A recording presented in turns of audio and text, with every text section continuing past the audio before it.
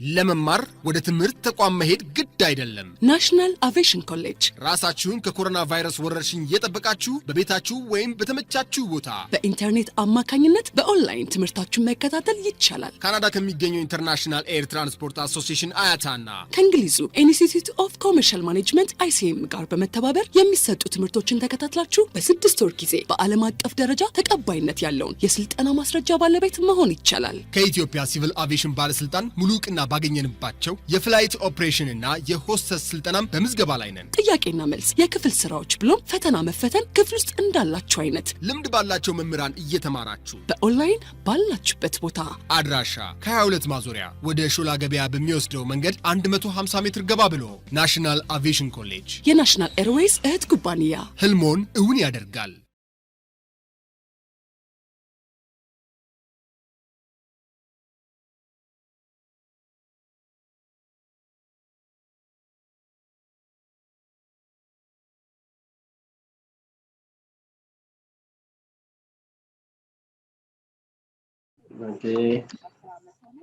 Okay, I think it's better to start.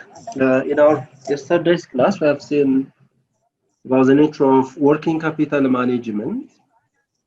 And working capital has two definitions, the net concept and the gross one. The net working capital definition is current asset minus current liabilities. The gross concept is defining working capital as a total of current assets. And we have seen arguments in support of both net and gross concepts. And from the current assets, we have seen how to manage receivables. And today we will see how to manage cash and other marketable securities and inventories. So let's say how to manage cash. Cash, as you all know, in business organizations, it is critical. So cash is lifeline of any business, hence cash management can be considered as management of the entire business, because every decision in business organizations directly or indirectly will have cash involvement. So properly managing cash is like properly managing the whole organization. So in working capital management context, cash management can be defined as optimizing the benefits and cost of holding cash. So specific to cash management, we have to optimize the benefit and the cost. So owning cash will have its own benefit and it will have its own cost. So we have to strike balance between benefit and the cost of holding the cash. So there is trade-off between liquidity and holding the cost. Well, usually we call it profitability. Liquidity means availability of cash for current obligations. So if there is enough cash, the company is liquid. So there is no problem to pay short-term obligations, that's good. But owning too much cash will have, it shows management inefficiency. So there is opportunity cost. So there is trade-off between liquidity and this holding cost. So the objective of cash management can be achieved by speeding up working capital cycle. You remember the working capital cycle of companies, manufacturing, merchandising, and service giving. So better to speed up this cycle to have good cash management in organizations. So the important issues to be considered to manage cash in structuring cash management policies are understanding the motives of holding cash. What is the need to have cash in our organization? We have to know that. And we have to quantify the amount of cash that we need in our company, quantifying the need of the firm to achieve its motive. And develop a cash management model to enable operating managers to make decisions on investing surplus cash and selling investment to fund shortages. So we should have clear policy and we should have clear model that will enable managers to take actions. If there is excess cash or surplus cash, we can invest it. If there is shortage of cash, we have to sell our investment. For example, if we own share of a company, if there is shortage of cash, we can't take that share. So there must be clear motive to do this. So we have to know the motives, as I have said. And there are different motives of owning cash in business organizations. According to Keynes, I hope you know this Keynesian economics. Keynes identifies 3 motives of holding cash. One is transaction motive. That means to satisfy our transaction needs or to pay bills simply. We need cash. This is one motive of holding cash. The other motive is speculatory motive. That means, precautionary motive. That means for emergency purpose, we have to own cash. We have to hold cash because the future is uncertain. There will be urgent cash need for different purposes. So we should reserve some cash, precautionary motive. Or it may be for speculative motive, to speculate. That means if we have cash, we can take advantage of some unexpected events. If there are unexpected events that will help the organization to maximize profit and wealth. Ultimately, if we have cash, we can take that opportunity. So for speculative motive, we can hold cash. So different companies will have different motives of owning the cash. Maybe transaction, maybe precautionary, maybe speculative, or maybe mix of these motives. So simply we have to know why cash is needed in our company. Now, at the time of determining the cash flows, there are different issues that will affect, or the different factors that will influence our cash flow. There are internal factors simply related to company policies. Company policies will affect cash, or will determine the cash flow. For example, production-related policies. How much to produce, when to produce, and the likes. When to purchase raw material, when to pay the purchase of raw material, when to pay for labor and others. These are related to the manufacturing activities or production activities. So these production-related policies will affect the cash flow of the organization. Policies on discretionary expenses. Discretionary expenses, that means expenses that will be determined by the management. For example, advertising expense, research and development, and the likes. These are discretionary expenses. Policies related to discretionary expenses will influence the company's cash flow. Receivable policies of how much to give to buyers in the form of credit sales, and when to collect receivables, and how to collect receivables, and related issues will affect the company's cash balance or cash flow in general. Financial policies, borrowing policy, when to sell shares, when to pay dividend, when to pay interest, and the likes. These are financial related activities. These activities will influence the cash flow of the organization. Payment policies will influence cash flow of the organization. Payment for accounts payable, maybe payment for long-term loan. For example, if the company is purchasing in cash, if the company is using cash purchase as a policy, now more cash is needed in that company. Because we have to pay cash to purchase input, we have to process, we have to sell, and we have to use that cash again to purchase input. But if there is credit purchase, the amount of cash that our company needs will be low. So simply payment policies of the organization will affect the cash flow of the organization. There are also external factors that will influence the cash flow, like monetary and financial factors. Monetary factors, maybe these macroeconomic issues. Money supply in the economy will lead to inflation, deflation, and other related issues, and this will affect the cash flow of the organization. Industry-specific factors, like the norms through other items. Simply industry factors will affect the cash flow of the organization. Actually, when I say industry factors, the cash flow will be different in different industries. And for example, in a manufacturing company, merchandising company and service giving company, the nature of cash flow is different, as we have seen in our previous class. So we have to know what factors will determine our company's cash flow. We have to know the objective, we have to know factors that will determine our company's cash flow. And we have to be able to forecast our cash flow. Forecast, we have to approximate our future cash. So as a manager, you have to forecast. So a firm that fails to forecast cash will face a problem like delay in payments. If you are not properly forecasting your cash inflow, cash outflow in the future, there will be delay in payment. Delay in payments due to suppliers or lenders. And this will affect our company's business relationship. If we are not paying suppliers on time, if we are not paying bank loan on time, this will affect our company's image, and it will have effect on share price if there is financial market. It will lead to emergency borrowing. If we are not properly planning our cash, if there is shortage, actual shortage, there will be emergency borrowing.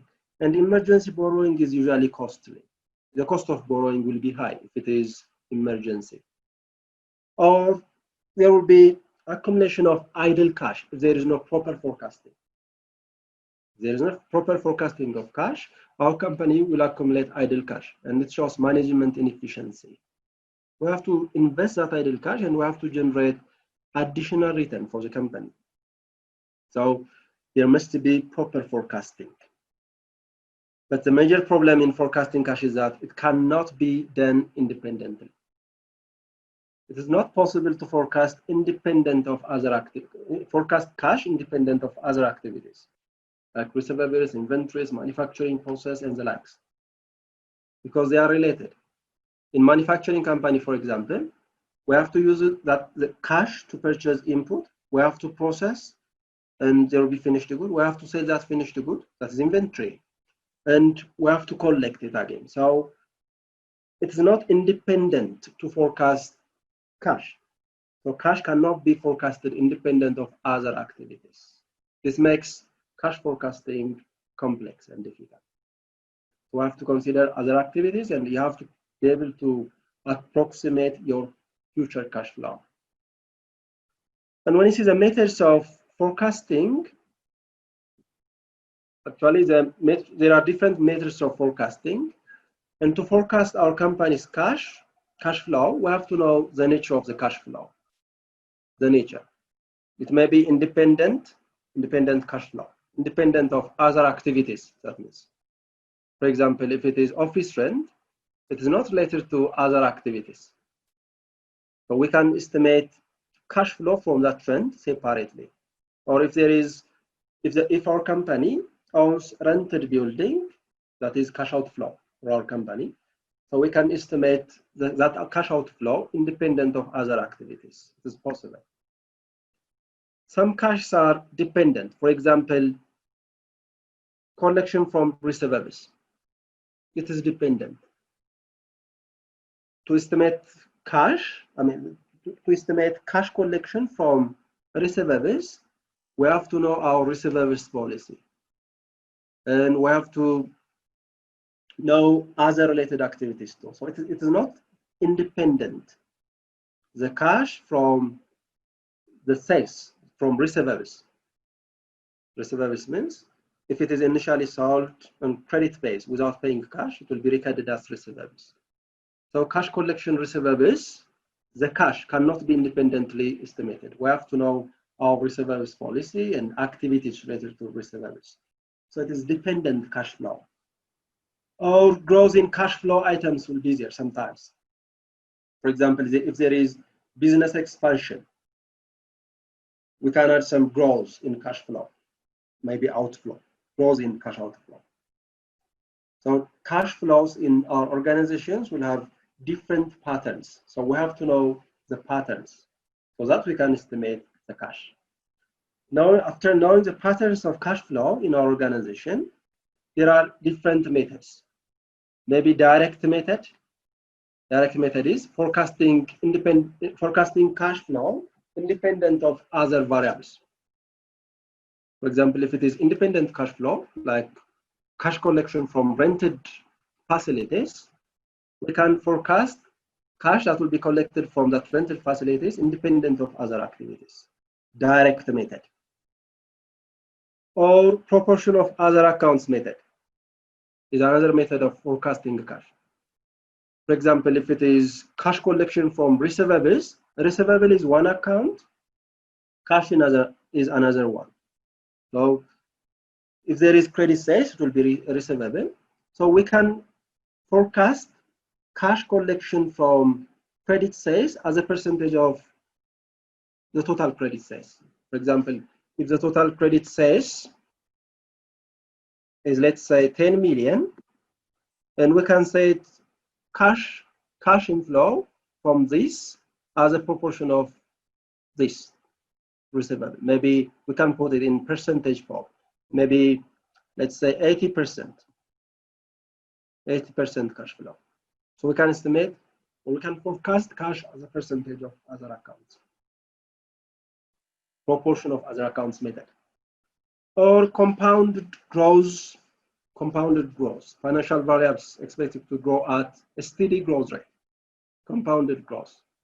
So if there is base, cash base, initial beginning balance, we can add some growth percentage so that we can estimate cash. For example, if total cash inflow estimated in this year is, let's say, total cash inflow estimated, let's say 20 million.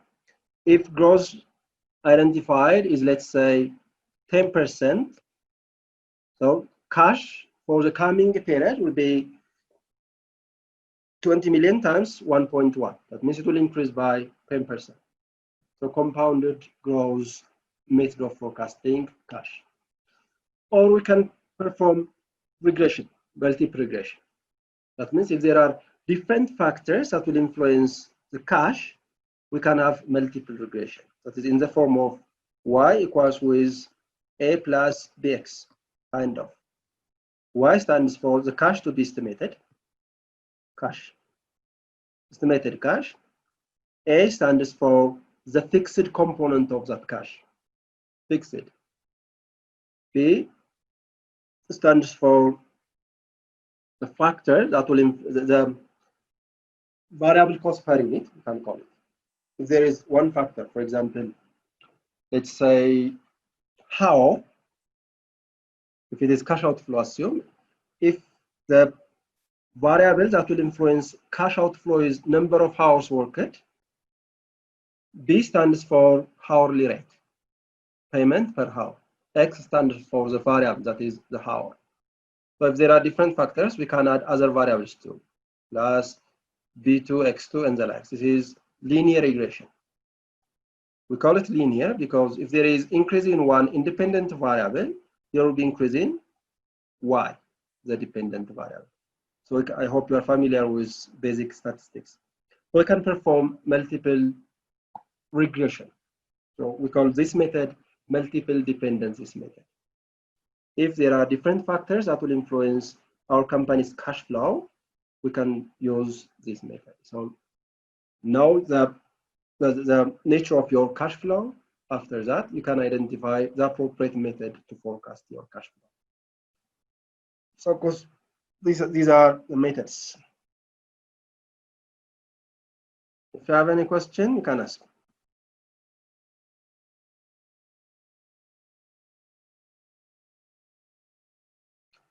Okay, let's see management of surplus cash. If there is excess cash. Excess cash balance is least productive asset in a firm. If we own excess cash, it indicates management inefficiency. So we have to reinvest that cash. So surplus cash is usually invested in short-term liquid securities to earn some return. And it will be possible if there is active financial market. There is active financial market. If there is excess cash, we can purchase securities and we can generate additional return.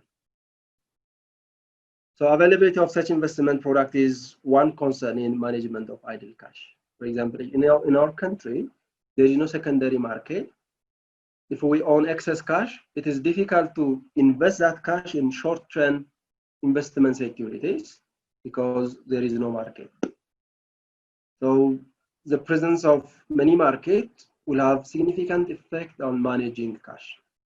If we own excess cash, we can invest it and generate additional return. If there is shortage, we can sell our own securities and we can generate cash. So other concern is how much to invest, which is a function of transaction cost and the period for which the instruments are available.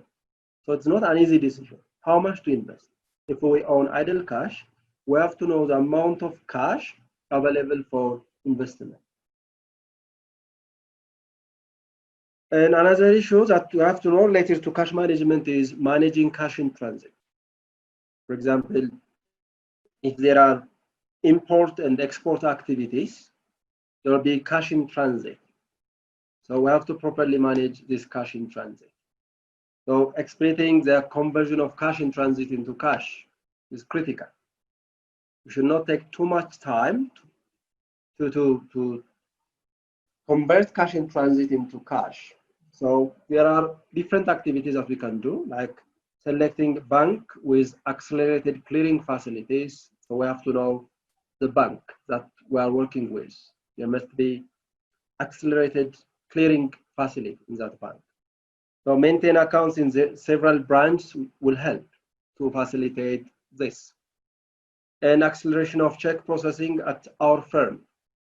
And using lockboxes with post offices will facilitate the transition or the conversion of cash in transit into cash, or using electronic fund transfer, EFT. These are some of the mechanisms that we can use to accelerate the conversion of cash in transit into cash. So speeding up the cash conversion is the major activity that we can do in managing cash. Even in the domestic transactions, we have to facilitate the conversion cycle. If there is important export activity, we have to facilitate the conversion of cash in transit into cash. Because cash is critical in business organizations. If there is shortage of cash, there is no business. And another issue that we have to know is management of marketable securities. Marketable securities. For example, if you are managing a manufacturing company, that company may invest in other companies, banks, for example, purchase shares from other companies, or purchase short-term instruments like government treasury bills or corporate bills, if there is. So these are marketable securities. So marketable securities result from investment decisions that are not part of the firm's business. The firm's business may be manufacturing, the main business may be manufacturing. So that manufacturing company can invest in other companies, purchase shares from other companies. So this is investing in marketable securities. So they are not part of the main manufacturing activity, that means. So surplus cash is invested in marketable securities primarily to earn an income which otherwise remain idle. If we invest in marketable securities, we can generate additional income. If we ignore that investment, we can own idle resource, idle cash. Another reason for holding marketable security is an account of mismatch between borrowing and investment programs. Borrowing and investment programs. Sometimes we can have good investment idea, but it will be difficult to access finance from long-term borrowing. Sometimes the reverse will be true. We have cash, we have no investment idea. In this case, we can invest our cash in short-term marketable securities. If we have good investment idea, if we develop good investment idea, we can easily sell those marketable securities and have the cash. So this is another reason for holding marketable securities. And investment in marketable securities also depend on the aggressiveness of financial manager in dealing with such assets. Some financial managers prefer to own idle cash. Some prefers to invest that idle cash and generate additional return. This will depend on the risk-taking behavior of managers. But you as a manager have to know how to use marketable securities. So marketable securities may be debt instrument, maybe equity instrument, maybe contingent claims. Debt instrument represents a promise to pay a specific amount of money to the holder of the security on a specific date. If your company purchases a debt security, your future claim will be principal plus interest. If your company purchases equity security, your future claim will be dividend, or you can easily sell it, the security. Contingent claims will have contractual agreement. These are securities that gives holder a claim upon other asset contingent upon the holder meets certain contractual conditions. There will be pre-specified condition. If these things are going to happen, I will pay this amount, kind of agreement, contingent claims. These are securities. So our marketable securities may have different features. Debt maybe, equity maybe, contingent. These are types of marketable securities. And each type of marketable security will have its own feature. So you have to know the features of those marketable securities. The feature of bond, for example. Bond is a debt instrument. The feature of common stock, which is equity instrument. So you have to know these types of marketable securities. And as a strategy in managing securities, in your company, you have to formulate a strategy. So the first and foremost issue is an understanding of the firm's cash flow behavior and come up with a reasonable cash management model. You have to know the firm's cash flow behavior, the patterns, and you have to develop a model. You have to know the minimum cash balance that your company needs. You have to know how much is the cutoff point to determine whether there is excess or shortage of cash. That you can have model. If you have model, if there is excess, you can invest it. If there is shortage, you can access additional source of finance. Access cash from other source of finance. So you have to know this in managing securities because you are going to purchase securities if you have excess cash. You are going to sell those securities if there is shortage of cash. So you should have model in your company. And analysis of historical cash flows and volatility measures such as variance as a control limit. Variance, standard deviation shows the volatility. The higher the variance or the higher the standard deviation, the risky your cash flow is. That means sometimes there is high cash flow, sometimes there is low cash flow, and the likes. If your variability or variance or standard deviation is high. In this case, your understanding must be your cash flow is risky. You will not get enough cash sometimes. So you should maintain higher cash balance in your company. So you have to see the historical cash flow and you have to know the volatility of your cash flow before investing your cash in marketable securities. And at this stage, the amount available for investment is identified. After considering this, you can identify the amount of cash available for investment. So the next step is to specify the nature of investment by developing a set of guidelines. So investment decision will have its own detailed guidelines. So these are features of managing cash in marketable securities. And another issue in managing cash is determining the target cash balance. But before that, if you have any question, please, you can ask.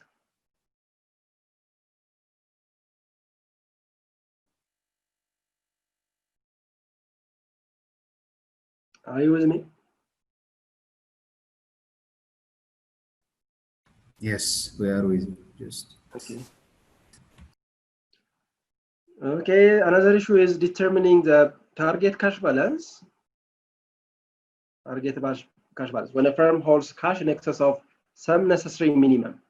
For example, if your company is a manufacturing company, you need cash for the purchase of raw material, for other resources, and to pay for short-term obligations. So you have to maintain a minimum necessary cash balance. So if you are holding cash in excess of that minimum, there is opportunity cost. What do you mean by opportunity cost? Is there anyone who can answer this? What is opportunity cost?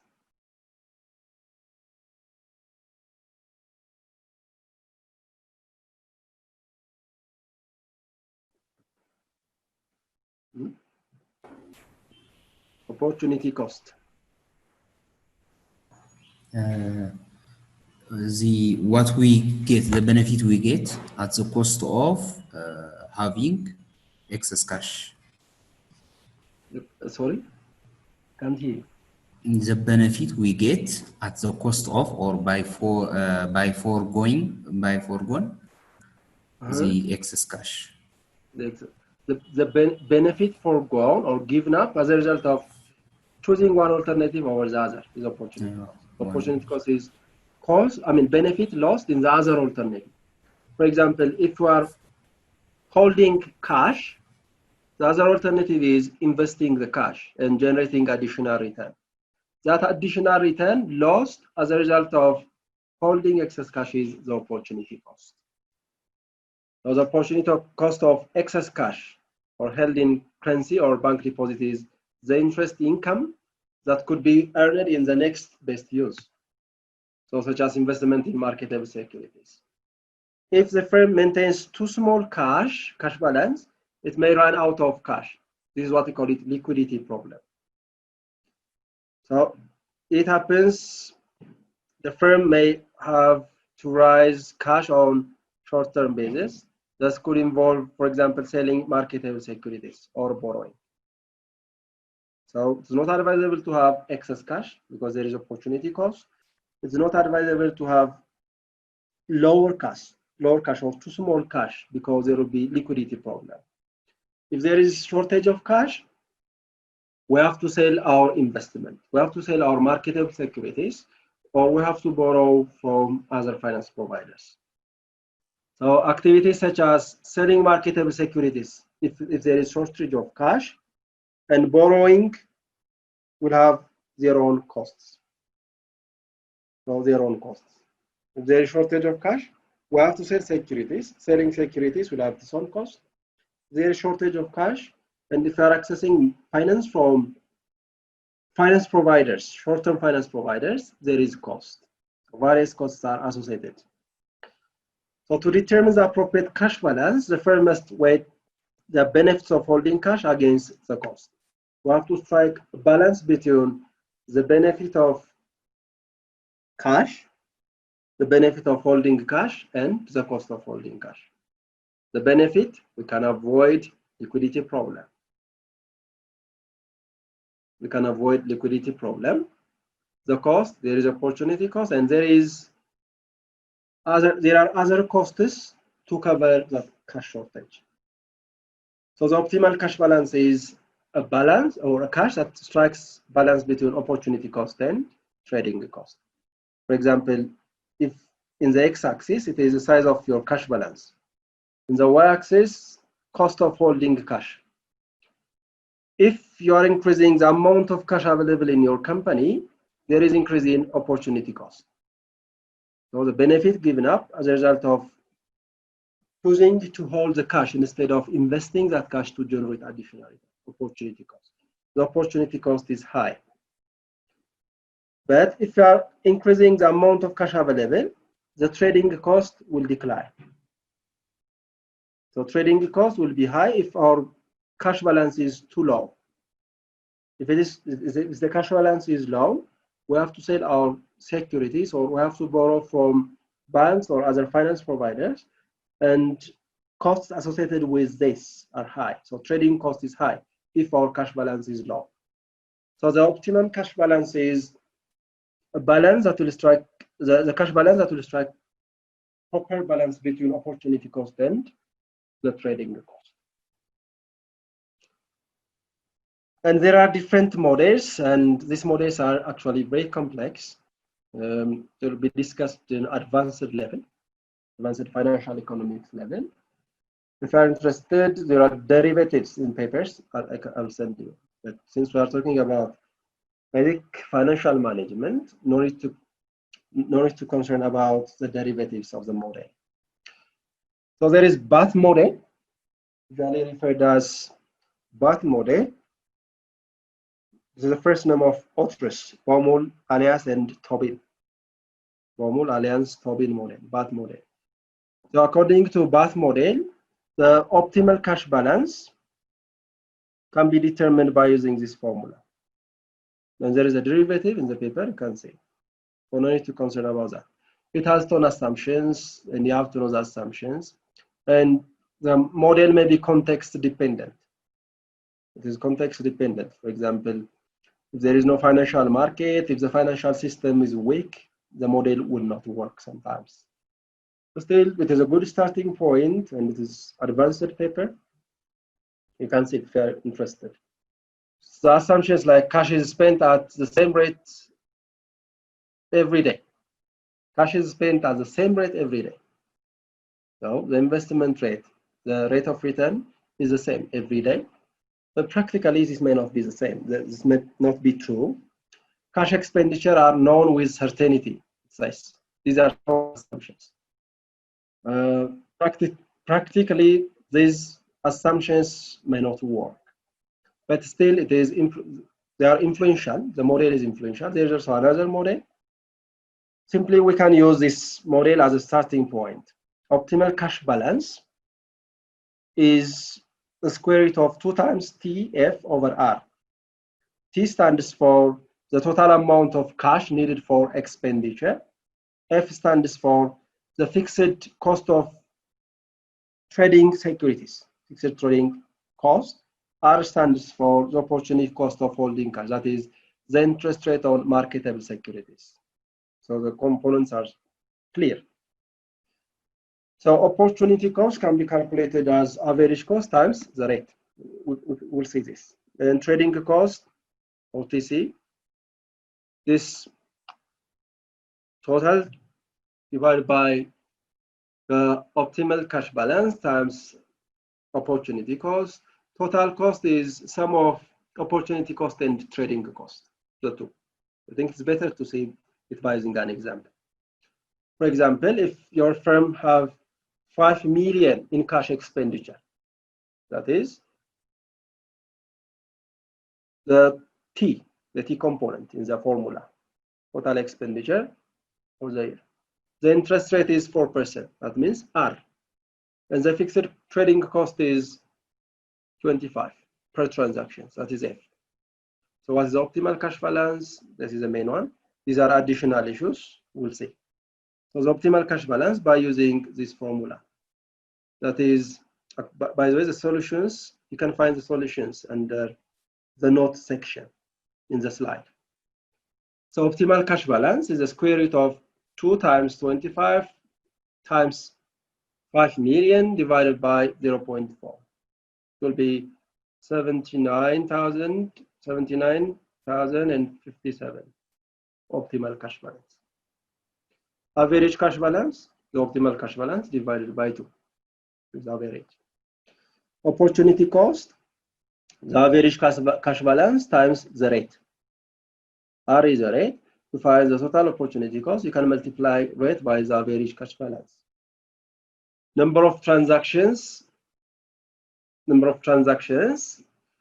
total expenditure divided by the optimal cash balance, that is 64. Trading cost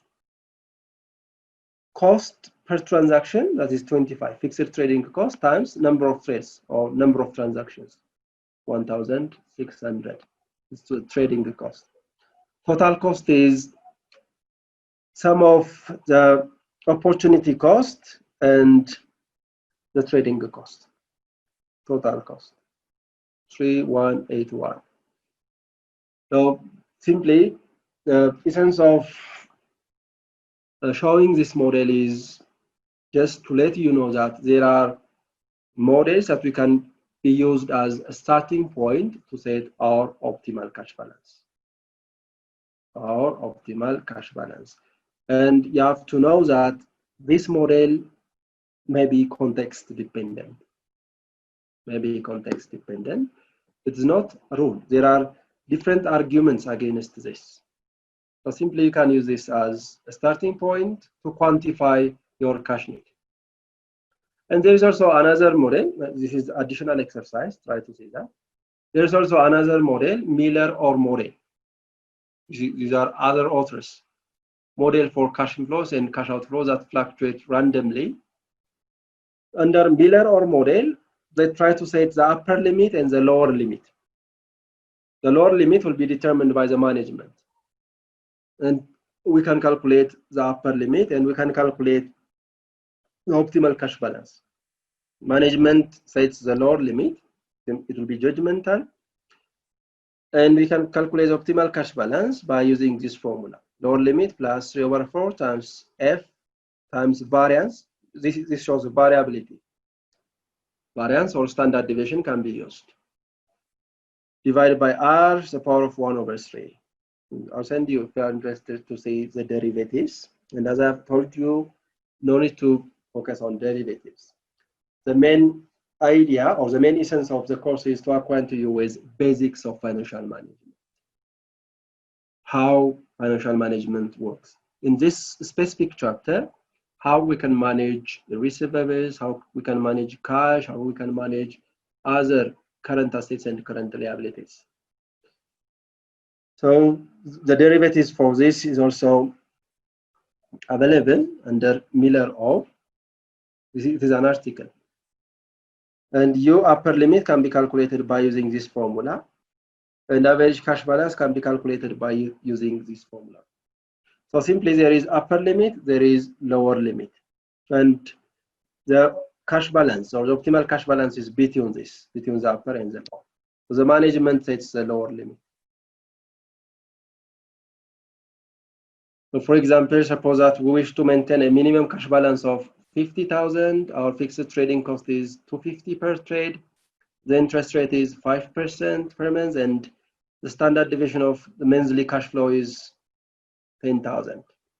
Standard, so the variability. What is the target cash balance? What is the upper limit? What is the average cash balance is the question. You can use the upper formula. For example, the target cash balance is lower limit. The lower limit plus this one, 3 times 250 times 10,000 square over 0.005 times, the power of 1/3. It is 65,530. Okay. You can see the derivatives if you're interested, but in order to discuss about the derivatives, simply know the formula here as a manager. The only thing that you have to know, that you have to be ready is you have to be able to use the information provided by financial managers. So these are models that we can use to calculate or to set or to quantify our target cash balance. So in conclusion, the greater the interest rate, the lower the target cash balance is. The greater the interest rate, the lower the target cash balance, because the rate is the denominator. So if there is increase in denominator, there will be decrease in the output. So the greater the fixed ordering cost, the higher the target cash balance, because it is the numerator or it is in the upper. So it is generally more expensive to borrow needed funds than it is to sell marketable securities. It is a general practice in the financial market. So you as a manager must know this. So the trading costs are usually very small relative to opportunity costs for large firms, because large firms are already well established and it will be easy for them to sell shares or to sell other types of securities. So the trading cost is usually small for large firms, but the opportunity cost is high. If they own idle cash, the benefit that will be lost as a result of owning idle cash will be higher than the trading cost for them. So the nature of managing cash will depend on the nature of the business size as well. So this is all about managing cash. And the next issue is managing inventory. Is another type of current asset. Before that, if you have any question, you can ask. Yeah, sir. Okay. Yeah, I have a question. Please, Okay. can you go back one slide? Okay. The earlier one. Yes. Here the average cash balance is about 70,000. But the standard deviation in the question is about 10,000. So while I estimate like simply a layman, the average plus the standard deviation has to give a balance such near to the maximum or the upper limit. The average plus the standard deviation? Yeah, the average. Yeah. Actually, it will not work. It is approximation. Actually, it's approximation. For example, in linear regression context, you have to calculate the mean and you have to calculate the standard deviation. It is on average. It is not perfect estimate. Specific to this model, the derivative is really complex. I don't want to discuss about the derivatives here. Okay. But simply, you can see the derivatives. Let me open and simply show the derivatives by Miller or.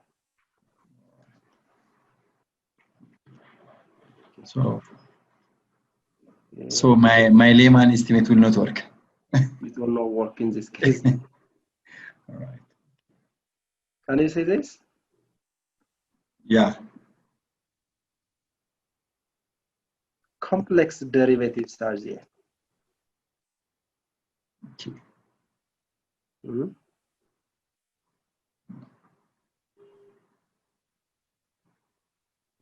I don't want you to go into those derivatives. Simply know the formula and simply know how to use the output. The output. Okay. Yeah. How to interpret the output and how to use it as a base for your business decisions. That is enough. Okay. If you have another question. But if you know it, it will help us because we usually manage our cash traditionally. We don't use such kind of scientific method. If you are interested about this concept, you have to study finance or financial economics, probably at this level. Yeah. It's not up to this level. No. Okay. Okay. ለመማር ወደ ትምህርት ተቋም መሄድ ግድ አይደለም። ናሽናል አቪዬሽን ኮሌጅ ራሳችሁን ከኮሮና ቫይረስ ወረርሽኝ እየጠበቃችሁ በቤታችሁ ወይም በተመቻችሁ ቦታ በኢንተርኔት አማካኝነት በኦንላይን ትምህርታችሁን መከታተል ይቻላል። ካናዳ ከሚገኘው ኢንተርናሽናል ኤር ትራንስፖርት አሶሲዬሽን አያታና ከእንግሊዙ ኢንስቲትዩት ኦፍ ኮመርሻል ማኔጅመንት ICM ጋር በመተባበር የሚሰጡ ትምህርቶችን ተከታትላችሁ በ6 ወር ጊዜ በዓለም አቀፍ ደረጃ ተቀባይነት ያለውን የስልጠና ማስረጃ ባለቤት መሆን ይቻላል። ከኢትዮጵያ ሲቪል አቪዬሽን ባለስልጣን ሙሉ ዕውቅና ባገኘንባቸው የፍላይት ኦፕሬሽን እና የሆስተስ ስልጠናም በምዝገባ ላይ ነን። ጥያቄና መልስ፣ የክፍል ስራዎች ብሎም ፈተና መፈተን ክፍል ውስጥ እንዳላችሁ አይነት ልምድ ባላቸው መምህራን እየተማራችሁ በኦንላይን ባላችሁበት ቦታ አድራሻ ከ22 ማዞሪያ ወደ ሾላ ገበያ በሚወስደው መንገድ 150 ሜትር ገባ ብሎ ናሽናል አቪዬሽን ኮሌጅ የናሽናል ኤርዌይስ እህት ኩባንያ ህልሞን እውን ያደርጋል። The next issue is receivables inventory management, which is another type of current asset. Unlike other input of production, inventories are continuously planned on day-to-day basis.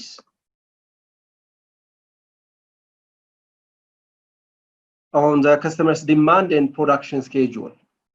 So there are customers, maybe individuals or companies interested to buy our product. And there is our production schedule. Based on this, we have to plan our inventory need. Raw material inventory need. work in process and finished good inventory. There are different inventories, we'll see that. And other unique feature of inventory management is the involvement and interaction of different units of manufacturing setting, purchasing, production, store, and marketing. They are related. Manufacturing department needs raw material inventory. Purchasing department must purchase the raw material in the manufacturing setting. And marketing department must sell, or a store must maintain the finished goods. They are related. So the management of inventory is not up to the department of production or the store. Different departments or different functions will involve in the management of inventory. So the strategic role of inventory management is to synchronize these activities, synchronize different objectives.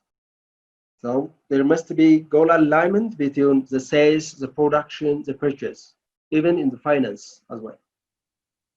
So the sales department must estimate units to be sold. The production department must produce to satisfy those sales needs. And the purchase department must purchase enough input for that production. So we have to synchronize these activities.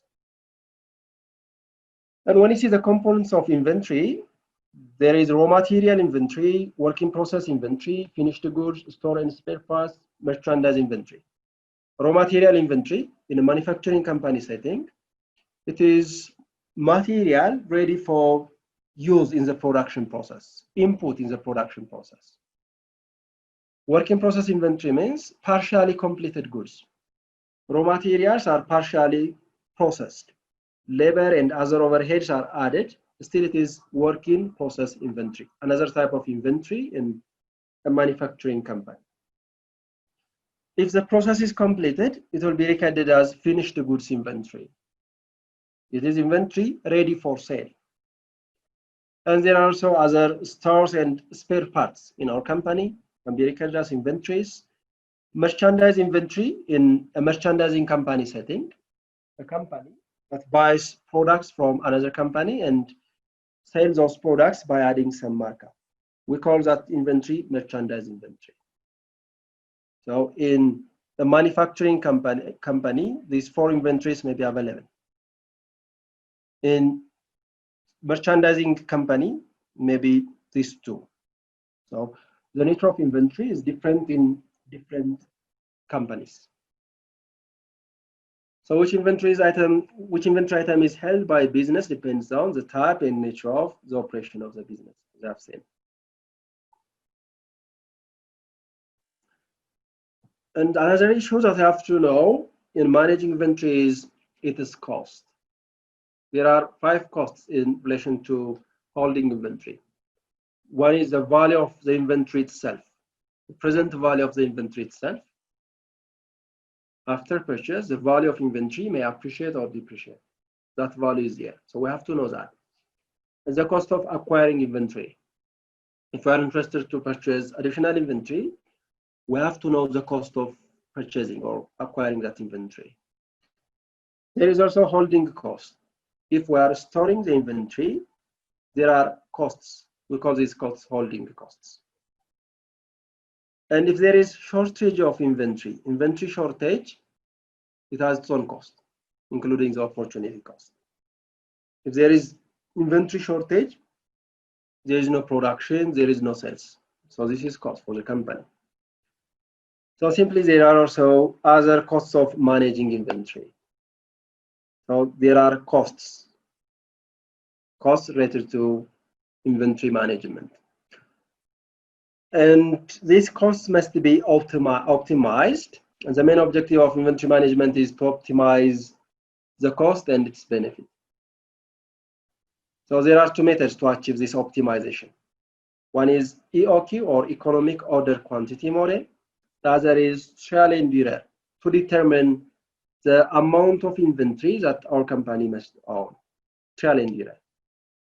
So the benefits must be maximized, the costs must be minimized. So considering this determines the amount of inventory that we have to own. Trial and error. This is tedious and time consuming. economic order quantity model, or EOQ, it is commonly used method to determine the inventory balance. So in analyzing quantity discounts, the decision is also made based on assessment of the cost and the benefits. If you are going to give discounts, quantity discounts, if there are finished goods, to promote sales, we can give quantity discount. For example, if one customer purchases 10 units, we can add 1 unit free.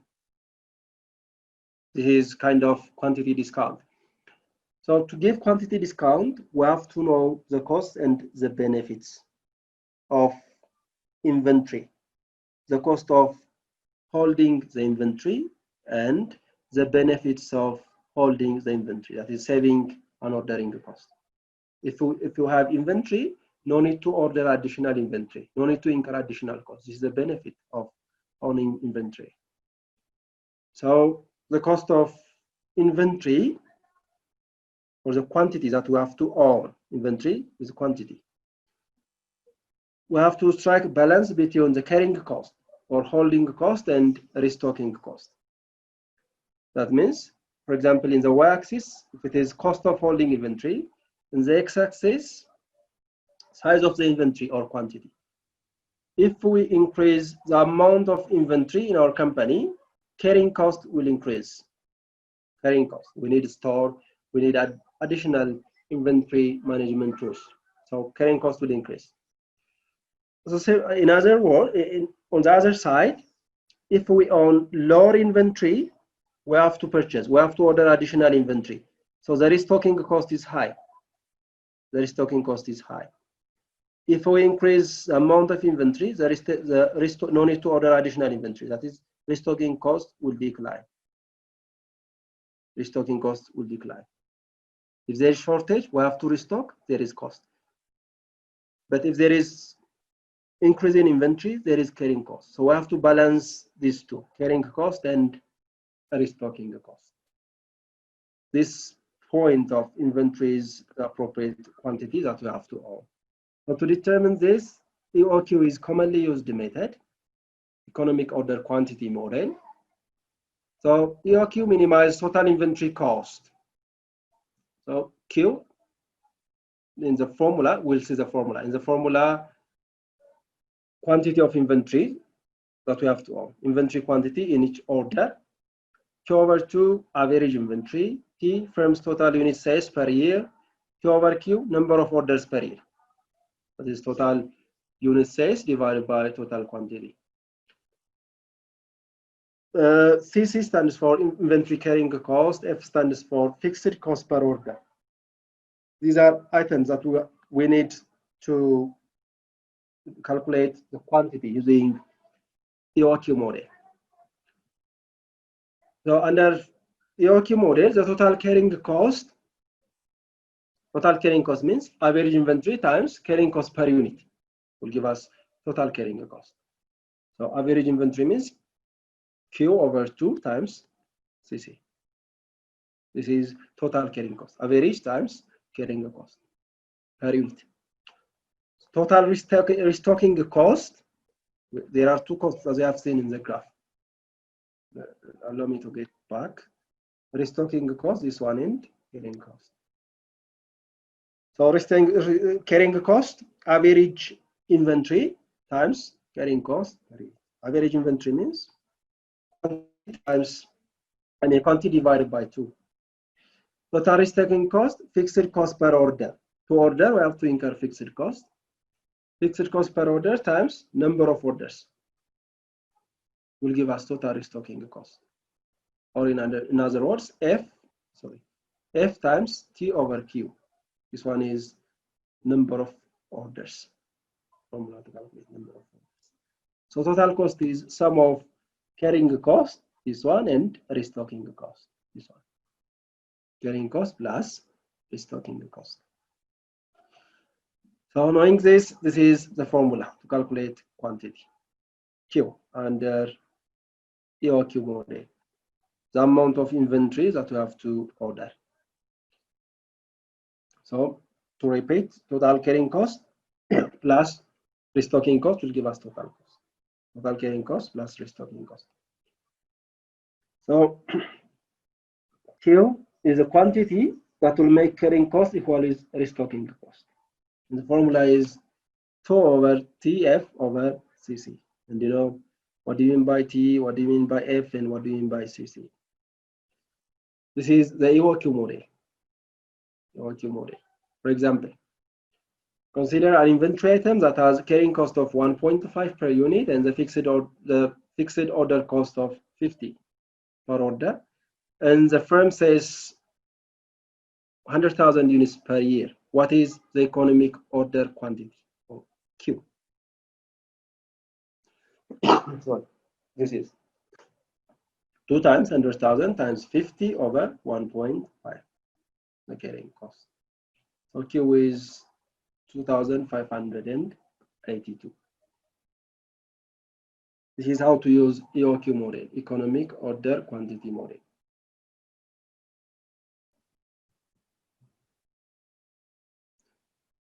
And there is also an extension for EOQ model. Instead of simply knowing the amount of quantity to be ordered, we have to maintain safety stock. Safety. We have to own some minimum level of inventory. So safety stock, minimum level of inventory kept on hand. And we have to know at the same time that if we are owning inventory, there is increase in carrying cost. And reordering point, inventory level at which you place an order, so as to account for delivery time. So these are additional issues. This is the number of quantity to be ordered to strike a balance between carrying cost and restocking cost. This model gives that. Instead of simply strictly following the model, you can extend. You can maintain safety stock, a minimum level of minimum inventory that you have to own, and you have to know it will lead to increase in carrying the cost. And you can set reorder point. When to order, when the inventory level reaches to at some point, you can order to purchase additional inventory. That means you can set that reorder point. Inventory level at which you place an order so as to account for delivery time, because there will be time lag, and to entertain that time lag, you have to order inventory ahead. And another issue that you have to know in managing these current assets like inventories, cash, and receivables is the trade-off between liquidity and profitability.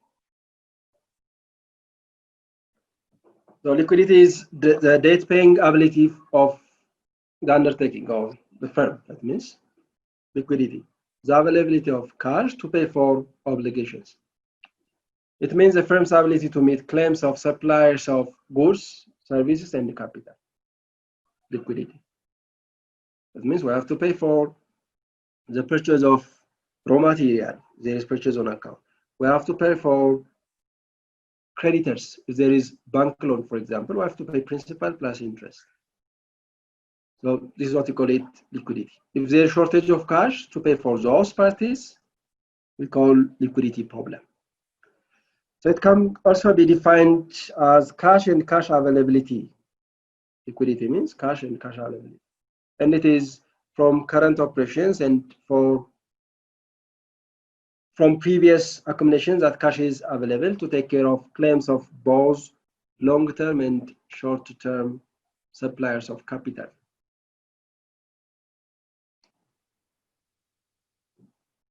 So it has 2 dimensions, short-term and long-term dimensions. Short-term liquidity means the availability of cash to pay for short-term liabilities or current liabilities. Long-term liquidity means the availability of resource to pay for long-term loan. So short-term liquidity, or we can call it technical liquidity, implies the capacity of the undertaking to pay short-term debt, as I've said. Long-term, or we can call it operational liquidity, implies the availability of the firm, the availability of cash for the firm to pay long-term debt, long-term liquidity. But the common practice in the financial management books and in the financial world is liquidity refers to short-term. Maybe long-term, maybe short-term, but practically and in textbooks, the term liquidity is used for short-term liquidity. And some books say solvency for long-term liquidity. To refer long-term liquidity, they use the term solvency. But it is also possible to use the term liquidity for both short-term and long-term liquidity. So, if you have any question.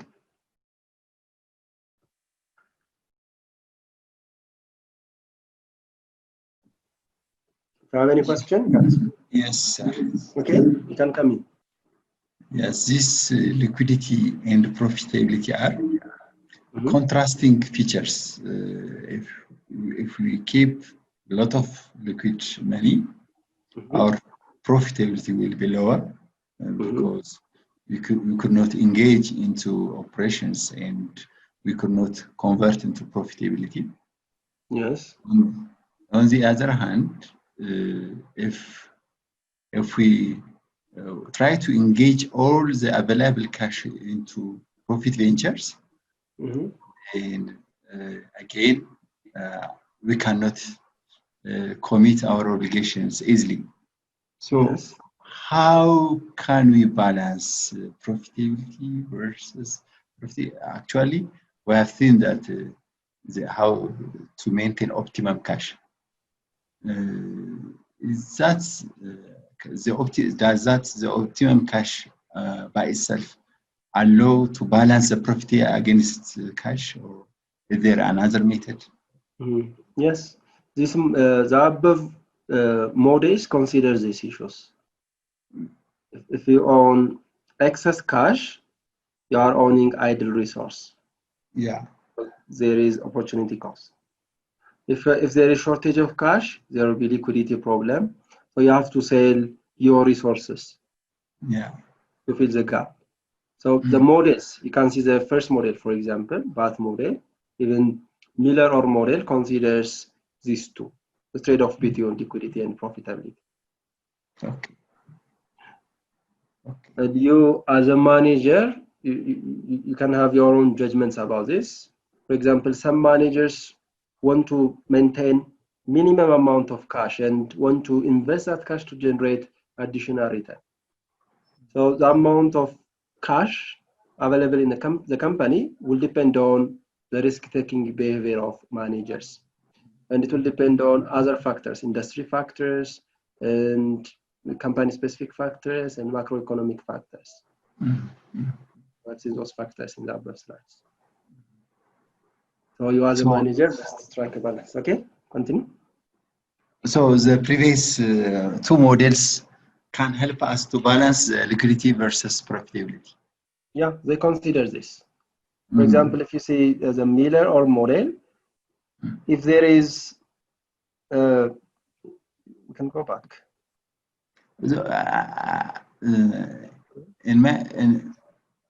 Okay, what I'm going to try, what I'm going to say is, in the previous models, the cash and the related costs to maintain cash are considered. Yes, trading cost. No features or no characters of profit is considered in the formula. The argument only is the cash and the related maintenance cost of cash is considered. The trade-off will be high if we are owning cash above this. Sorry. Yeah. Cash above this point. Oh, sorry.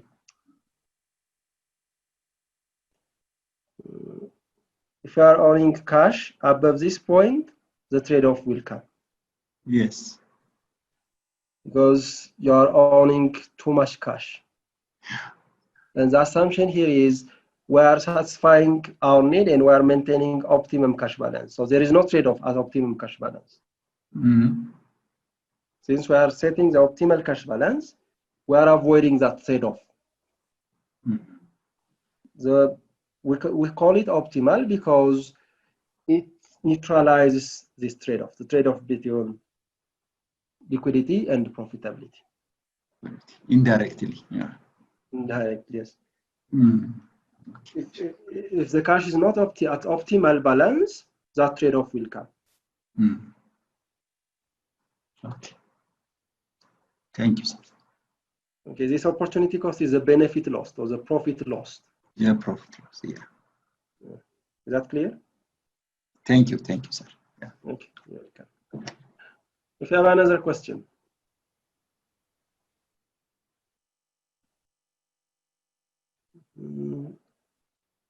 Okay.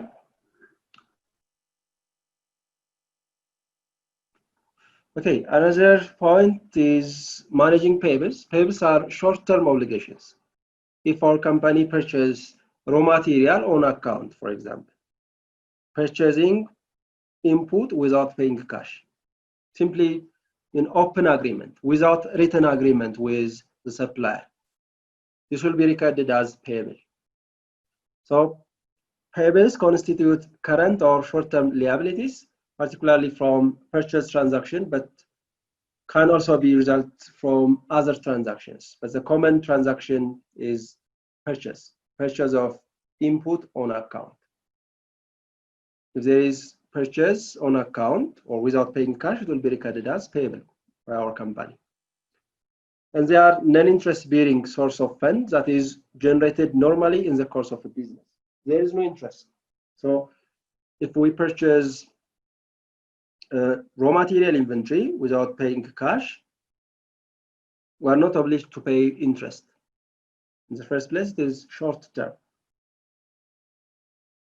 So they usually constitute a major segment of current liability in many business. Current liability, specifically accounts payable, constitute a significant portion of total current liabilities because purchase on account is common in business organizations. And there are different factors that will determine this payable. We call it trade credit. We can use these terms interchangeably. Trade credit or accounts payable. And there are different factors or determinants of these trade payables or trade credits. One is firm size. Firm size. Smaller firms rely too much on trade credit, but at the same time, they find it difficult to sustain creditworthiness. For example, if the business is just starting, the purchase on account is common. Those small business and starting point usually try to access input on account from well-established suppliers, and small firms do that. Industrial category, credit provision, availability, most governed by industry law. For example, some industries are highly regulated, for example, like banks and the financial sector in our country is highly regulated. And there are also other industries like manufacturing and other service giving, except the bank and except the financial service. The rules may be lenient. So the amount of payable or the amount of purchase on account will be different in different industries. It will be different because of the regulatory provisions or because of the nature of the business by itself. So the industry nature will affect or will determine the amount of trade credit. Nature of the product. For example, fast-moving items may require short-term credit, while slow-moving items require longer credit term. So the nature of the product will affect the credit term in payables. Actually, this is an additional issue. This is the reverse of accounts receivable. If we sell on account, it will be receivable for our company. If we purchase on account, it will be payable. It is the exact reverse of account receivable. Account receivable is asset for our company, it will be collected. Payable is liability for our company because it will be paid. And financial position of the seller will determine this, the amount and the nature of payables. Financial position. For example, small suppliers tend to follow strict credit policy. Strict credit policy. That means we have seen the nature of credit policy in receivables section. As I have said previously, it is the exact reverse of receivables. So small suppliers will have strict credit policy. Financial position of the buyer by itself. The buyer. Slow paying buyer. If the buyer is not paying frequently, there will be strict credit term. The seller will set strict credit term. The amount of credit period will be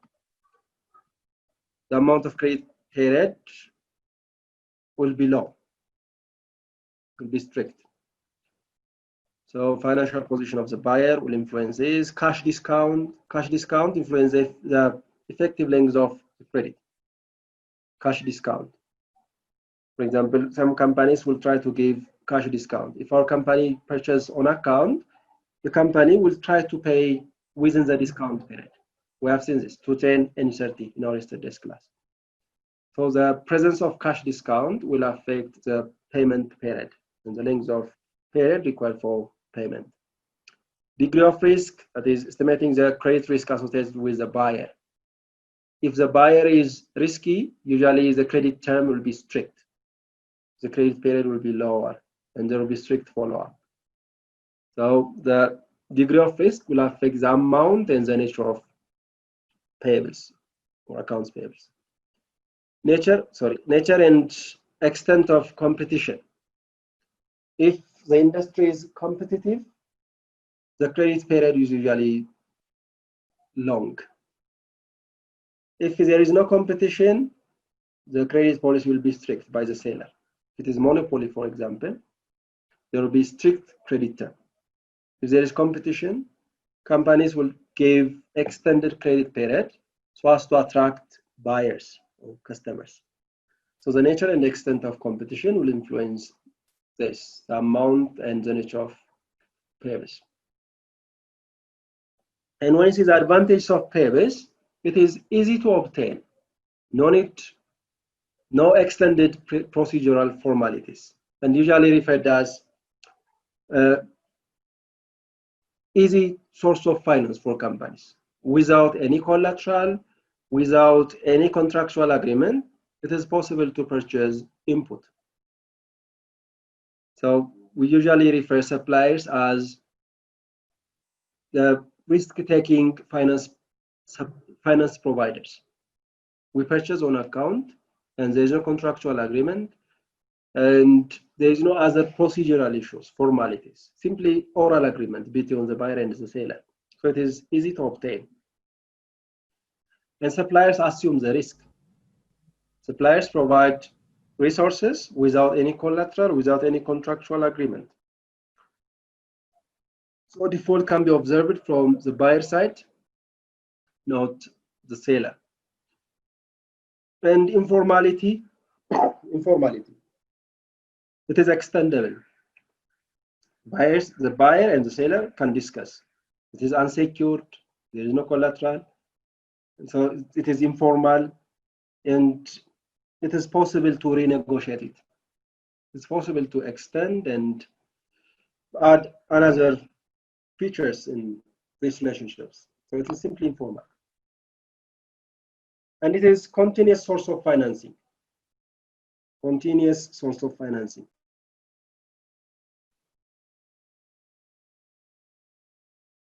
Continuous source of financing. So by perpetual purchase, that means we can purchase today, we can pay tomorrow or the day after tomorrow, we can purchase again, we can pay, purchase, pay. It is continuous. In this continuous form, it can be considered as long term. So these are the advantages of payables, which is another short-term source of finance. So this is all about the chapter. If you have any question, you can ask. If you have any question.